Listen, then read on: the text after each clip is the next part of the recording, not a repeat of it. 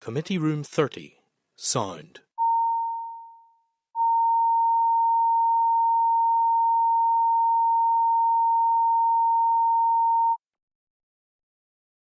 Committee Room 30. Sound.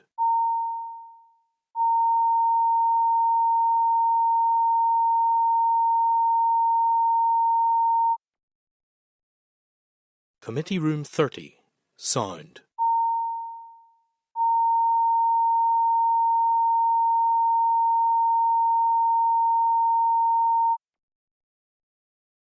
Committee Room 30.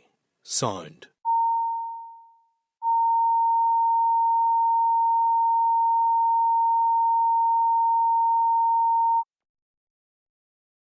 Committee Room 30. Sound.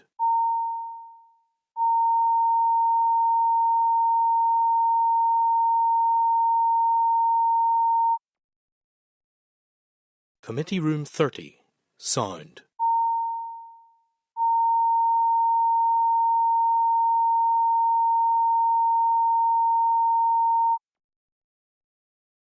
Committee Room 30. Sound.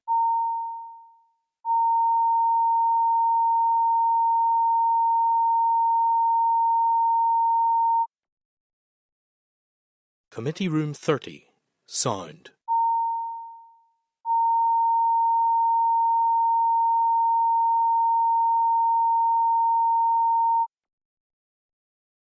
Committee Room 30. Sound.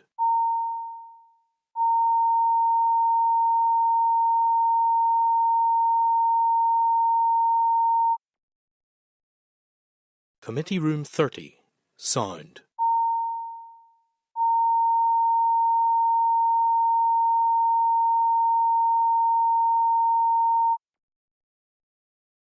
Committee Room 30. Sound.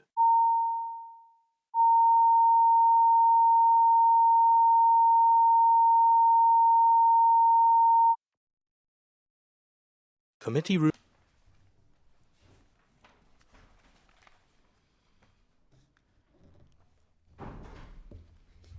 Members, just a reminder, the committee is going to be recorded and broadcast throughout Parliament buildings and online. There's nobody in the public gallery to welcome yet, so we'll carry on. Also, members, as ever, just a quick reminder that we're obliged to declare any financial or other relevant interest that might reasonably be thought by others to influence our approach to matters under consideration. So anybody who's got an interest to declare in relation to today's business should do so now or when the matter arises in the meeting. Does anybody have any interest to declare at this stage? Yeah. Deirdre? It's an immediate family member that works in the court service. I have an immediate family member who works in the legal profession. Any more? I've got an interest to declare when we get to correspondence, but I'll do that when the time comes. So draft minutes of the meeting held on the 24th of October. So these are at pages 104 to 115 of your pack. Are members content that those are a true and accurate reflection of that meeting? Yep. Yes, thank you. Then I'll sign them. Agenda item 4 then is matters arising. So if I could refer you to pages 117 to 124 of your meeting pack, there's a report from the Examiner Statutory Rules. You'll see in there, it's the 25th report from the Examiner, and it's on SR 2024-173, which is the Coronavirus Act 2020, the extensions of provisions relating to live links for courts and tribunals, number 2 order, Northern Ireland 2024. At our meeting of the 24th of October, we heard evidence from the Examiner and we were content to recommend that the statute rule be approved by the Assembly. As advised at that meeting, the Examiner didn't draw the special attention of the Assembly to the rule. So are members content to note the report? Content. Thank you. Agenda item 5 then is the Arbitration Bill and a Legislative Consent Memorandum and a draft committee report of same. So that's at pages 125 to 174 of your meeting pack and pages 15 to 21 of the table pack. So at the committee on the 24th of October, we received an oral briefing on an LCM regarding the Arbitration Bill from DOJ officials, and the committee agreed to the laying of the LCM before the Assembly as soon as possible. So the LCM was indeed laid in the Business Office on the 8th of November, and under Standing Order 42A, the committee has up to 15 working days from the laying date to complete its report to the Assembly. The deadline for the completion of the committee's report is therefore the 28th of November. A revised LCM was laid in the Business Office that changed the wording from agrees in principle to endorses the principle of. And the date for completion of the committee's report remains the same though, okay? So the draft report is at pages 126 to 137 of the pack for your consideration. We'll go through it line by line next week, but and agree everything formally next week, but just in the interim period to allow officials to make any changes that we would deem necessary at this juncture. Is there anything else members wish to be included in the report, or do you want any amendments made to it that you've seen on your first reading? No, everybody's content thus far? Yeah. Great, thank you. Agenda item 6 then is repeal of vagrancy legislation. There's a consultation and we've got a written paper from the DOJ. I would ask you to turn to pages 176 of your meeting pack and pages 22 to 54 of the tabled pack for the relevant papers. You'll see the department plans to consult on the repeal of Section 4 of the Vagrancy Ireland Act 1824 and Section 3 of the Vagrancy Ireland Act 1847, and it certainly makes for interesting reading when you see it all from that era. The draft consultation is also included in the table pack, and the plan is to conduct a 9-week consultation that will finish in January 2025. So first of all, can I ask you to note the department's paper? And then I'm going to open the floor in case members have any views that they want to raise and whether they're content with the department's plan approach, or do you need any further information? Deirdre, you've indicated. The view was just the lateness of the paper, that we didn't get it until yesterday, in terms of the consultation. So it's just to highlight that we do need to get papers on time to come out. We're dealing with hefty agendas, and obviously this is part of the bill and stuff, so it does. I know there was issues in terms of the minister wanted to look at it, but just to kind of go back to the department that we do need them when all the other papers are coming out, just to give us time. So to make that point initially. Yeah, I'm slightly worried that we've got 2 consultations ongoing over the Christmas period, which isn't ideal. But I suppose that's ultimately a matter for the department. It can schedule its own things. I'm going to be interested to see what happens here. I note that the department has provided examples around Scotland, and Scotland just said, you know, that this is a societal issue and we're not going to prosecute people. But you can see from the correspondence in there that the councils actually had issues, and it's not just that straightforward. I think you can see from some of the PSNI's responses that some of this is kind of orchestrated, some of it may well be forced for all we know. So there are issues to consider around this, and doubtless we'll all be very interested to see what the consultation responses throw up in relation to all of this. Deirdre, do you want it again? Oh, just in terms of our evidence sessions, when we're beginning to look at this, just if in any of the consultation responses, I'm assuming this will be coming back to us anyway once the consultation is concluded in terms of next steps and stuff. And obviously there is the intent to repeal it, but just if there's any of those responses then that we may want to speak to that have information that we haven't thought of, just to make sure we're building that into our oral evidence, or at least even written submissions. Yeah, it is kind of interesting that there's consultation at this stage whenever, you know, the amendments are due to come before the end of the year. So, well, we'll see what the public has to say about it. Hopefully it'll not be too detrimentally impacted by the Christmas period, and hopefully people will respond, because I think it's not as straightforward as it initially appears. I think none of us want to be criminalising people who are homeless and find themselves in difficult situations, but there's another side of all of this. So we just need to... Where do you wish to write? On Deirdre's point. Deirdre, do you want the committee to... Would you like to... I think it's just to go back to say that, yeah, we're I mean, I know there may be times and cases where, but for us to give us time to go through reports and stuff, just that, yes, we need to be meeting deadlines in terms of when the papers need to be with us. Members content to write that letter? Look, I'll just Coming from the last committee I was on, we sometimes got papers after the meeting had already started, so you know, the day before is an improvement. Now I'm on this one, so that's all I'll say on that. We've been fairly strict about it, Connie, because I think if papers arrived with us in the course of the meeting, we wouldn't accept them unless it was urgent. No, yeah, no, it's but no, absolutely no problem with the letter, but I think it's an issue for all ministers and the executive as well. Now, we're all quite keen to know where you were before it's going so bad, but we've had previous conversations around this, and we've sought to ensure as far as we're concerned, all of the departments are very clear what the deadlines are for committee packs, and we absolutely understand that things arise, but we do have an expectation that things will be on time unless there's an urgency, and urgent things arise, and that's great. We're okay with that, but by and large, so are members content? Yeah. Okay. Agenda item 7, so that's the Victims and Witnesses Bill and a consultation on proposals, and you'll see again there's a departmental written paper. That's found at pages 177 to 243 of your pack for the relevant papers. You'll see from that the Minister intends to legislate during this mandate to bring about what are described as specific improvements to the experiences of victims and witnesses in the criminal justice system. The Department intends to publish the consultation document that is included in this week's meeting pack, and the plan is to conduct a 10-week consultation that will finish in January 2025. I wonder how they determine how long they're going to consult for. The last one's 9 weeks and this one's 10. First of all, can I seek your agreement to note the Department's papers? Noted. Yes. Then can I ask, do you have any views? Are you content? Are you content with the plan approach? Do you need any further information? Just the fact you're consulting over Christmas again as well.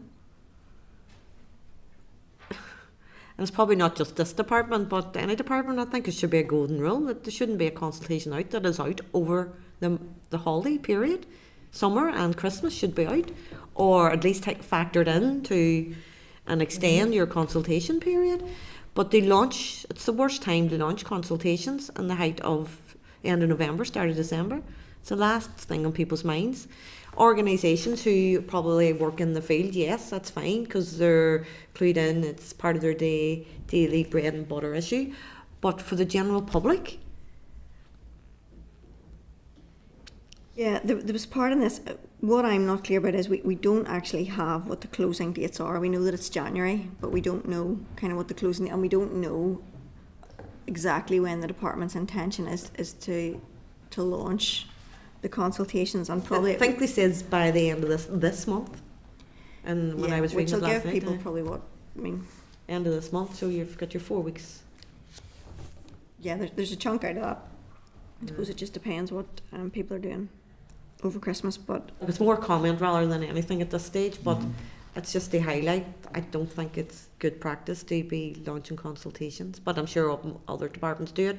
There could be a justification for it regarding staff complement and their timetable to progress this, but it's I like to see really, really good engagement and consultation with the general public rather than a shorter period of time. It's an important issue, this. You know, it's an important issue from both sides. It's important for victims, this. It's important for witnesses. It's also important for defence. So these are not small issues, and we need good engagement in this one. Deirdre? I know, I think because there's obviously positives in this in terms of the third bill that will be coming through, and I know, I met with the Victims of Crime Commissioner. I think she would have wanted this in the first bill in terms of aspects, but it's good. But she's in front of us next week in oral sessions as well. Now, I know the first part of it is around the first Justice Bill, but it may be worthwhile, just asking in terms of any headlines or engagements, and then just when we get the consultation responses back, I think it'd be good just to even get a table of what consultations the department are doing and the kind of opening and deadlines. Just be useful for us to have as a committee if we could get a table of that, when they're due to close, and then when we're likely to get the update of the consultation response, back in front of us again, that if there's any further comments as a committee we would like to make, I think that would be useful just for our own scheduling as well. But obviously some good stuff, so I'm keen just to see the responses that will be coming back. Yeah, are members content then that we ask for that table? Yeah. Chair, could I just clarify, is that current and planned consultations? Yeah. Members content, yes? Thank you. So if I could ask you to turn your attention then to agenda item 8, which is the department's draft business plan 2024-25, and we've got a progress update on that by way of written paper. That's at pages 244 to 319 of your meeting pack. So included in the papers are a DOJ draft business plan for 24-25, a progress update, and DOJ draft corporate and business plan for 24-25. Are members content to note the department's papers, or do any of you wish to raise any issues? It's more around, I know this is the cycle of the current business plan, kind of from 2022 coming to an end next year. So just in the context with what the finance minister said, that there will be a draft budget, I would be keen just to get an update on when the next business plan's coming forward, how that will align to the draft budget that they're hoping to maybe have ready before Christmas. And as we move forward, you know, to have more kind of detailed outcomes that are measurable, contained within the business plans going forward as well. But Did I read something in there? They're coming to brief us in a couple of weeks. they couldn't. We're probably going to get budget briefing as well. I'm assuming on the October monitoring round and stuff. yeah, You know, yeah, so It just is in the Forward programme.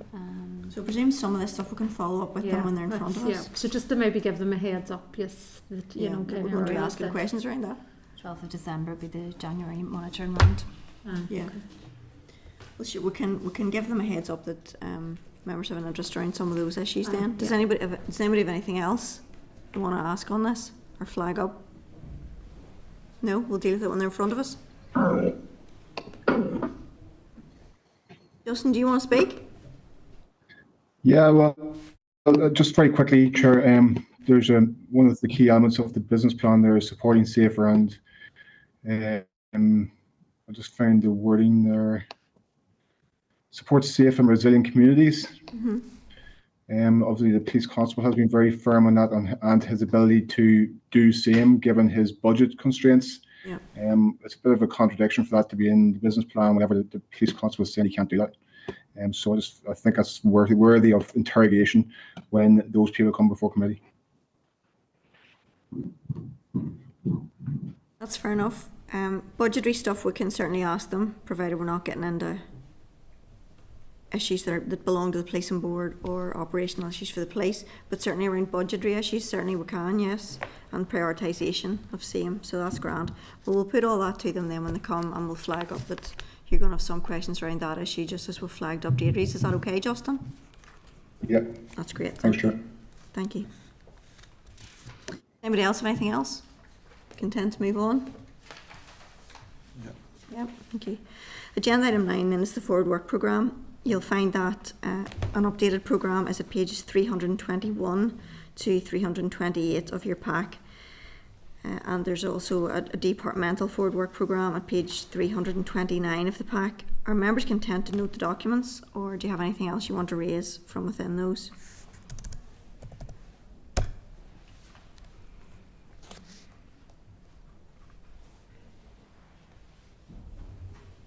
Everybody happy enough? Yeah.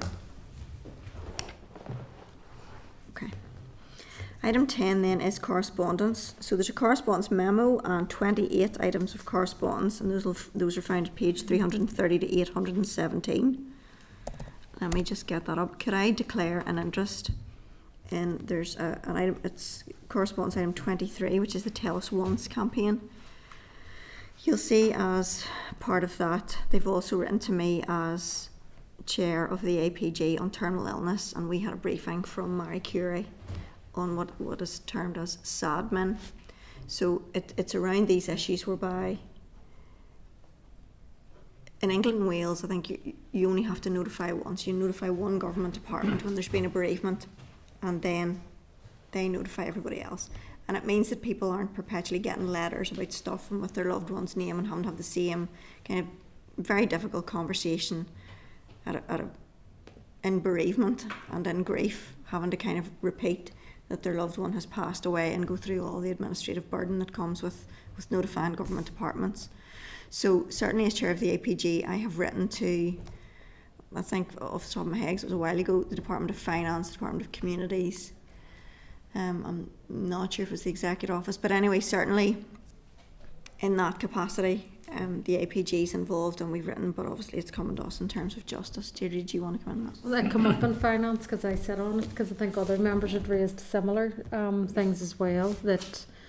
And I can't remember, but it could be worth writing to finance again just in terms of the actions. But we had agreed, I think, to contact the department, but also the head of civil service, in terms of looking at trying to adopt a similar approach where you're just going to one agency that could do this, and then they would allow all the other agencies to know. It makes sense, you know, in terms of people that are probably going through some of the worst periods of their life. Anything that kind of can reduce that burden. Yeah. So I know finance had a brief discussion on it, but I'm not sure where it's sitting at the minute in terms of, but I think it was DOF were certainly contacted, and Jane Brady's office as well, to try and coordinate it across the different committees. Our members contend then that we're right to the Committee for Finance and did you say Department for Finance? Sorry, yes, the department, yeah, but you could write to the committee as well, just in terms of, because it definitely was raised there. I'm not sure about other committees, DFC maybe, I don't know, around. I think it was more around, what's the phone line? Where you phone the central? 101? No. NI Direct. Mm-hmm. They were asking, is there a possibility of NI Direct kind of taking on this role? Would it be placed there or somewhere else? So.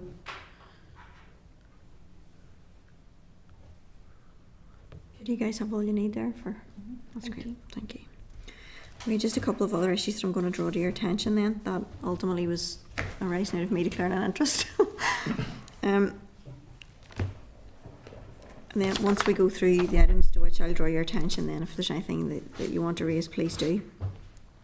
I want to draw your attention to correspondence from the Minister at pages 337 to 339, and that's an update regarding the Enabling Access to Justice Reform Programme in light of the Burgess Report and industrial action by the Criminal Bar Association. So you'll recall this correspondence was emailed to you on the 25th of October. At our meeting on the 24th of October, we agreed to write to the Department for further information on this matter. So can I ask you to note the item and consider any potential follow-up action when a response to the above letter is received from the Department? Deirdre? Yeah, no, I'm keen, because obviously it's an ongoing issue around legal aid, so I'm keen in the context of, again, asking when the Burgess Review is going to be published. It's an independent review, it should be published. Is there going to be an interim payment, for example, that's going to be brought forward? And in the context of the October monitoring round and the additional money going into the department, is there parts of that that's going to go towards legal aid? So I would be keen to see when we're going to hear an announcement. I know the Minister in her statement that she gave to the Assembly said she's going to bring everything together. My concern is we could lose firms in the here and now, and you know, when are those proposals going to come forward? But I think that shouldn't negate the publication of the Burgess Review. It's an independent report, and of course then we need to look at the wider issues, but it's just a time scale for that, if we can go back and just press on when we're going to receive that. Well, I think that was our original letter. When are you going to publish what that the looks report? like in the context of the October monitoring round, in terms of the budget. Yeah, I imagine what's going to end up happening there is what happened the last time, which was it'll be divided pro rata across you know, so police first, and then everybody gets their pro rata amount. But we'll see what the department's approach is to that.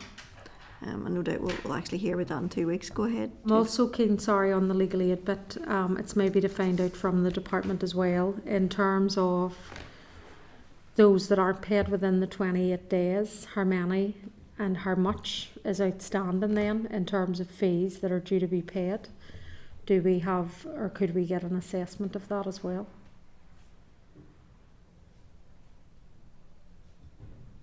Members content with that? And would the department be able to provide an assessment of the impact of the actual strike last Monday? We can ask them and On find out. individuals, on courts, on... Ask and find out.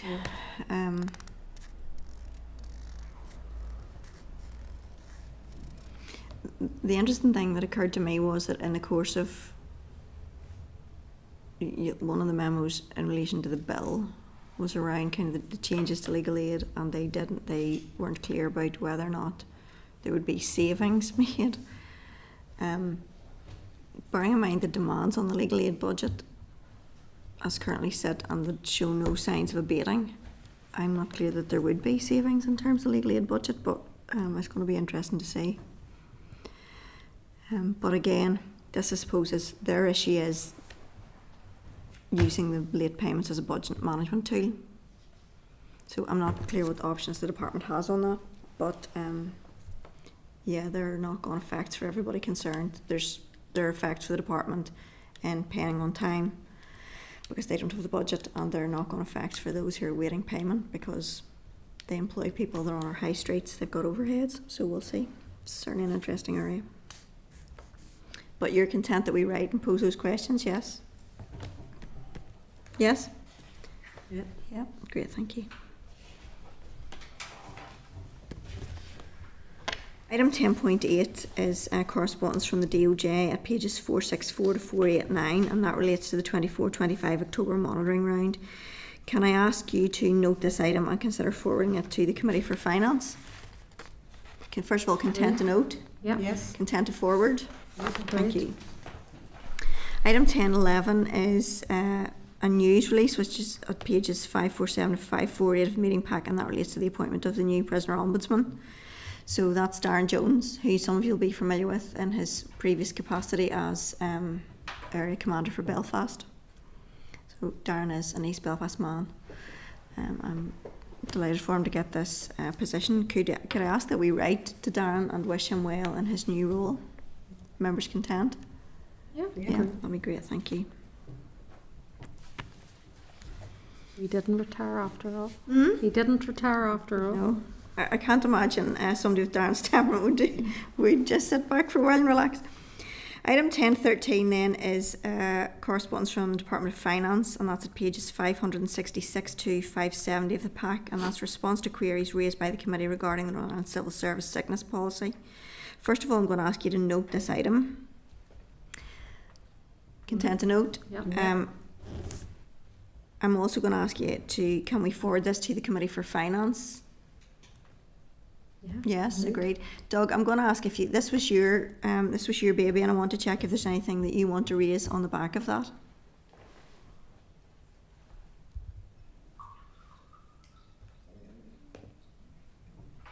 No, Chair, nothing more on the back of it. I think it's pretty straightforward. My only concern is I've had correspondence with the Department of Finance before, and they're not really forthcoming in making any changes to this. So it might be something we're going to have to follow up at a later stage. I must say I agree. I think it's a very difficult set of circumstances when prison officers are not faced with the same issues that the normal civil service is faced with. You know, the risk assessment is much greater.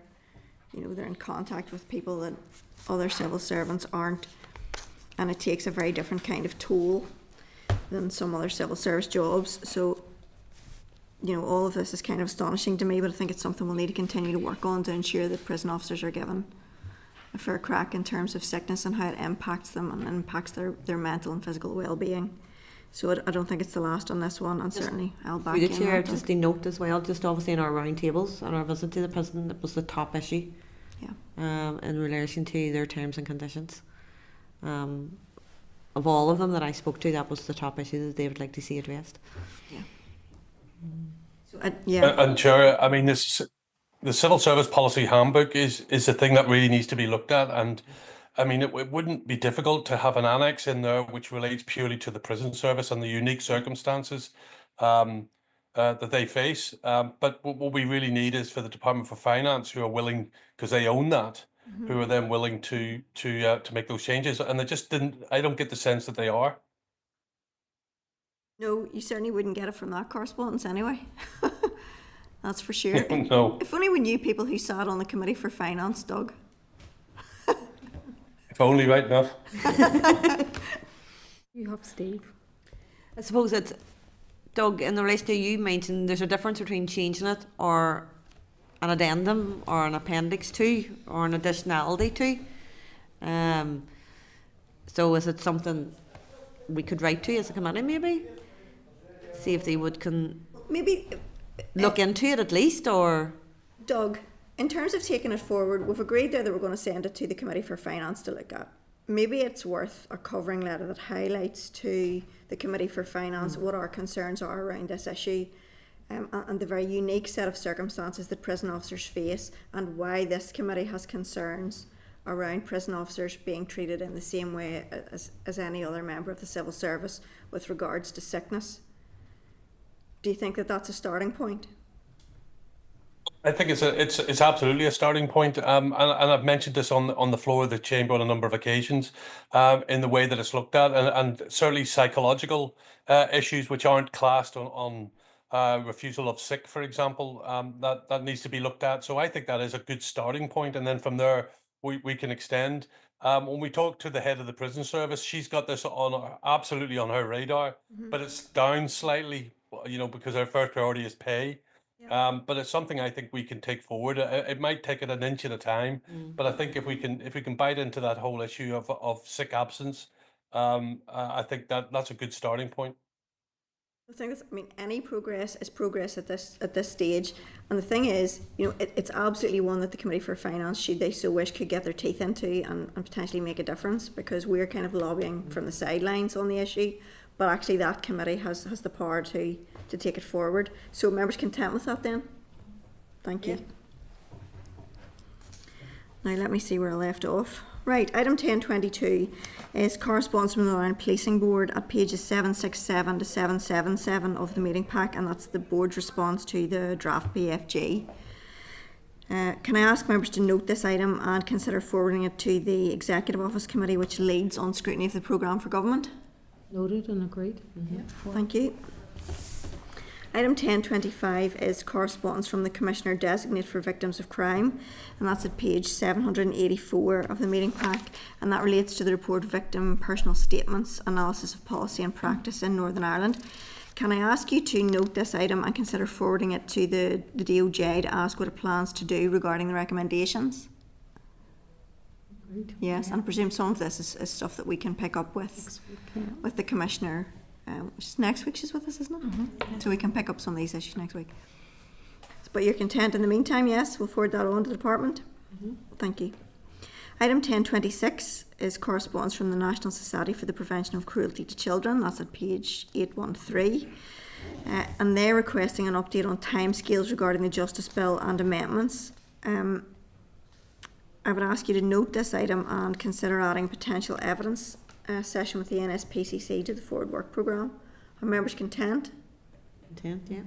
Although I do think we probably need to go back and give them answers to the questions they raise, rather than just saying. Give them what we have now, yeah. And then kind of our intent to take the children's and young people's bit kind of one of the first to go. So just outline the time frames to them, yeah, and that'll give them some time. Item 1027 is correspondence from the Solicitors Criminal Bar Association at page 814 of the pack, and that's a request to give evidence to the Committee on the Justice Bill.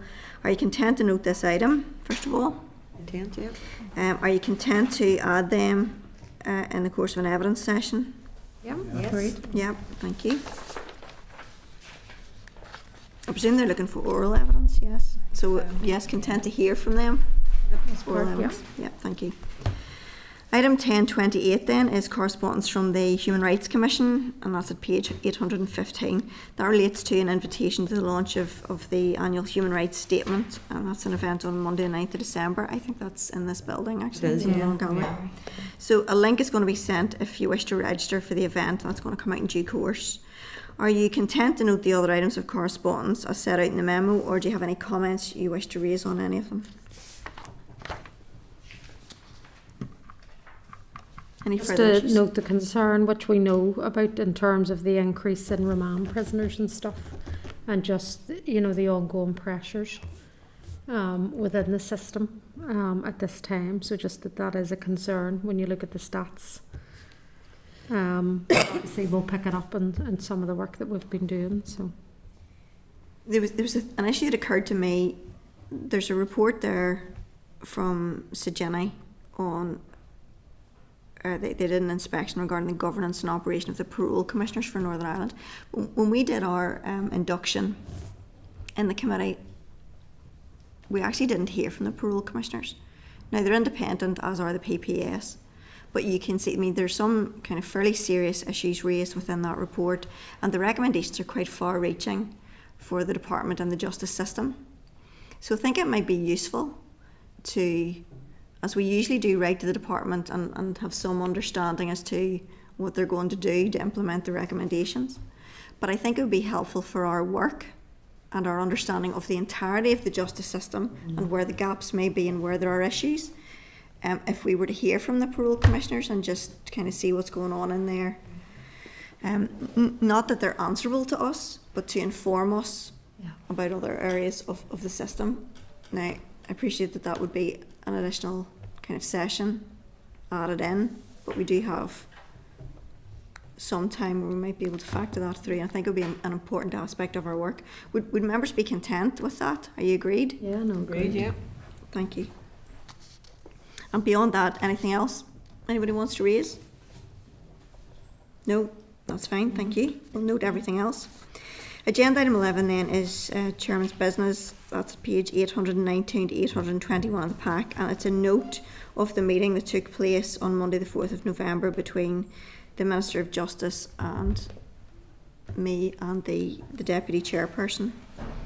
Are you content to note this item? Do you have any questions you want to raise from it? No, thank you. Also, I had a quarterly meeting with the policing board on Tuesday. They were flagging up some concerns around the PFG and the role of the police. I suppose the absence, I suppose, of contributions or around the police on that, and the police not really being front and centre in that. But again, they've submitted all of that in their submission. I'm trying to think, was there anything else they were just flagging up to us? They were giving us an update in the review.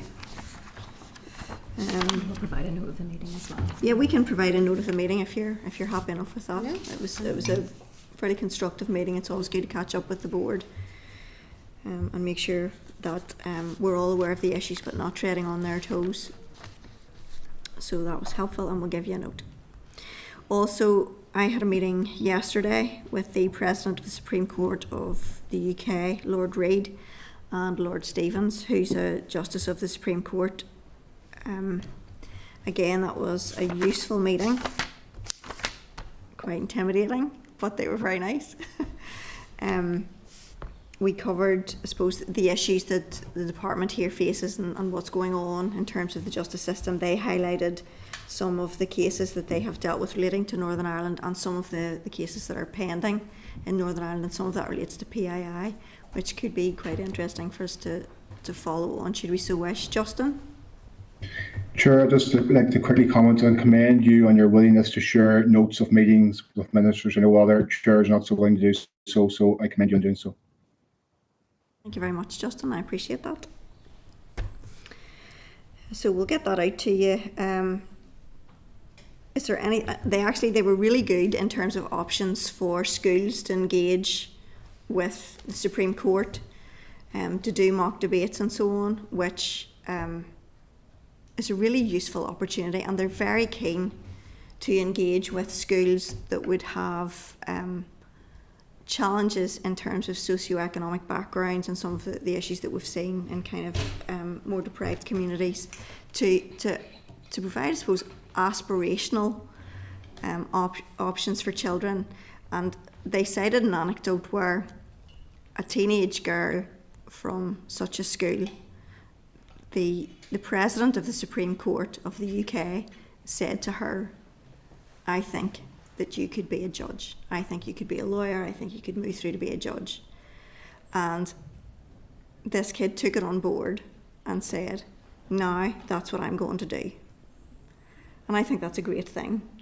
You know, that somebody at that level can speak directly to a child and that child takes it on board and thinks, yeah, I can do that and I'm going to do that and I'll set my mind to it. I think that's a great thing. And, you know, for the Supreme Court at that level to engage with our schools is a really useful opportunity. So maybe that's something we can publish through our socials and stuff once we get notes of the meeting. But I think it's really good for our children to see that those options are open to them and accessible to them. Also, quick reminder, we are due to visit Inverary House on the 28th of November. Could I ask you to confirm now, if you can, whether or not you intend to be present at that visit? If you intend to be there, could you raise your hand now?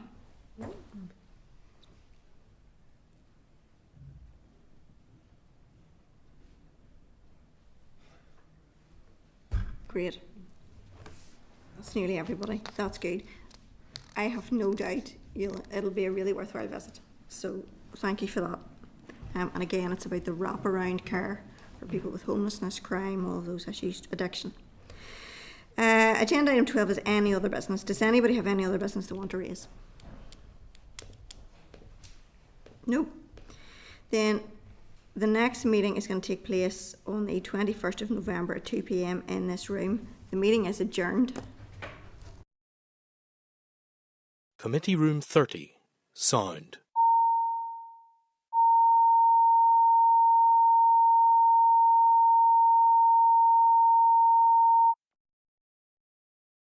Committee Room 30, sound.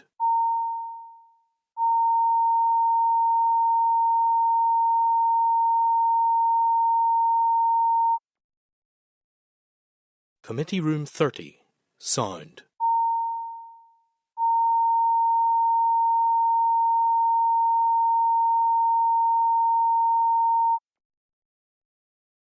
Committee Room 30, sound.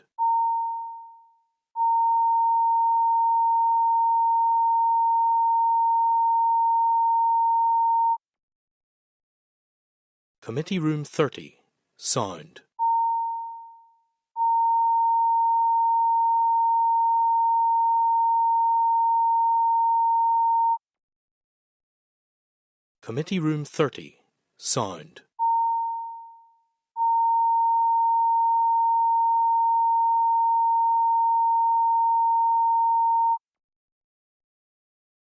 Committee Room 30, sound.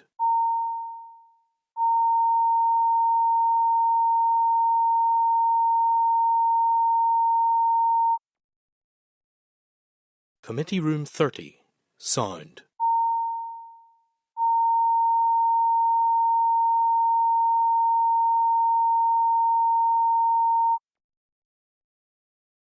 Committee Room 30, sound.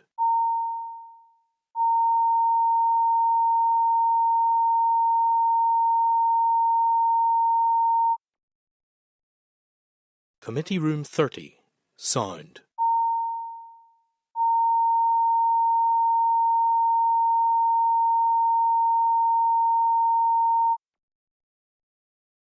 Committee Room 30, sound.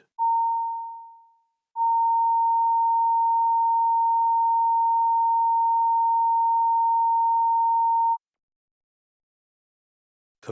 30, sound.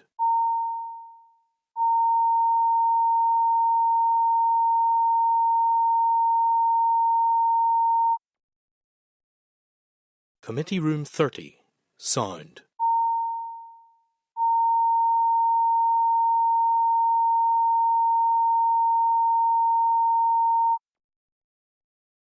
Committee Room 30, sound.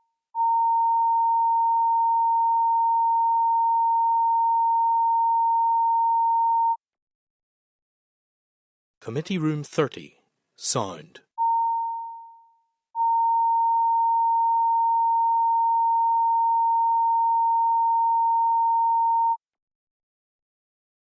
Committee Room 30, sound.